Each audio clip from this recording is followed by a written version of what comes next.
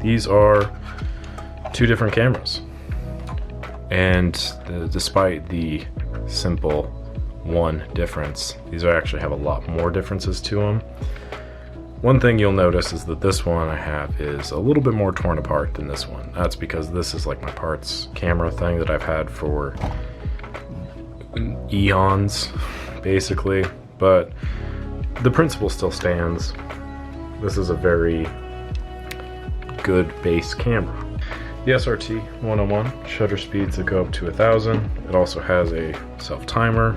It also has, I believe this is the mirror up function. Yep, mirror up function there. It has this one doesn't really work that well, but it does have a depth of field preview lever, cold shoe, okay? The SRT 100, on the other hand, only goes up to 1/500th of a second of shutter speed. It has the depth of field preview, no mirror up, and no self-timer. And then we have the SRT 201, no mirror up, depth of field preview, self-timer, shutter speed of 1,000. Basically the SRT 100, except this one also has a memo in the back, or memo slot, I should say. That's kind of what it's called. So, those are kind of the key differences between these three models that I have on hand. There's also the 202, which has a few different features on it. That's more of like the scaled up version. That's also similar with the SRT 303, which was the one that was released in European markets. So there's a lot of different like nuances in between the different bodies, but this is the first time I've had a 100, a 101, and a 201 all at the same time. So I wanted to quickly point those out in case you're confused, because I sure as heck am always confused with these guys, because they're all kind of same shades or different shades of the same color. I always mess that up. They're all different shades of the same color. But yeah, good camera body, nice and metal like we enjoy. Good metal bodies, decent weight to them, not too heavy, but definitely not super light. I believe also, yes, the 201 does have a hot shoe, which that alone is a good enough feature for me, because as much fun as having a flash sync cable with you everywhere you go is, sometimes it's nice to just not have to worry about it, just slap a flash on and be good to go. So yeah, that's basically it. That would be the comparison between all of these cameras. They all kind of take the same parts, roughly speaking. The only difference is, and this is oh my god, this is so, I can't believe I'm going to mention this. I'm going to mention it though, so deal with it. So sometimes these all line up. Damn it.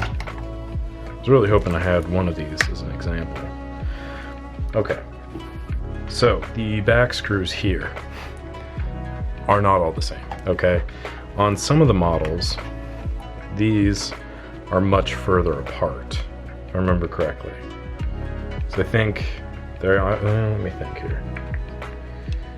Yes, I think sometimes on the 101s, this screw is actually over here, okay? And you're thinking, that is the stupidest thing you've ever said on this channel. And this is a channel devoted to the stupid things I say. But I'm telling you, this is garbage. I need to just get that out of here. It's making me sad.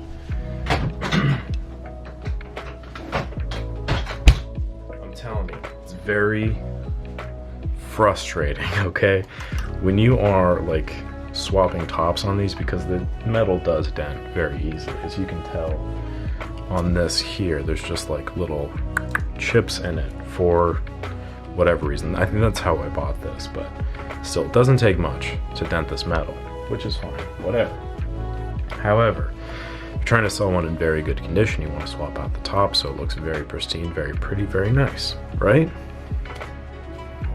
Or if you are trying to sell a 202, but it has a 303 top on it and you just want to swap it out so people won't get confused, because a 303 has to be a different model, but it's not.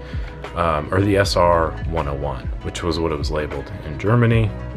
You want to make it an SRT 101, which is what people know them by more colloquially. Anywho, Point being, you want to swap the tops off, but if these are off, you're kind of goofed because you're just going to be missing a screw there. You can't screw anything in because the metal plating is off on the camera. And it is what it is. It's a very weird nuance between these cameras. But other than that, a lot of the parts are interchangeable. And that's great because this can break off very easily. These come unscrewed very easily. This is also an issue that we'll talk about later. And yeah, there's just a lot of little nuances about these cameras. Other than that, great little rig. Fantastic shutter sound. Like seriously, listen to this. Let's go with 60. I mean,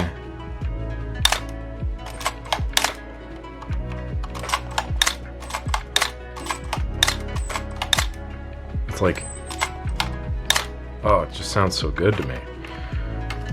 1 second. Very nice. I don't like the timing gears in these. They get gunked up pretty easily, but again, maybe now that I have a Minolta video out, somebody will send me some Minoltas that they're having issues with, and we can talk about that then. But for now, happy to close the video here before I talk about more useless things. So, hope you learned something. Hope that you now can look upon these with more appreciation and understanding for their different lifestyle choices. They did not wake up in the morning and choose to be a Canon or a Pentax or a Minolta. They were born a Minolta, and that is what they will be. So the sooner that we accept them for who they are, a Minolta, and the sooner that we appreciate their little qualities, the faster we can get on with our collective lives and enjoy ourselves. So, thank you for tuning in to this all of a sudden quite very preachy episode of me rambling to myself in my room alone. Make sure to comment down below if you have any questions, comments, or concerns. Shoot me an email if you have any repair-related questions. And subscribe to the channel if you haven't done that already. Alright, I think that will do it. Catch you on the next one.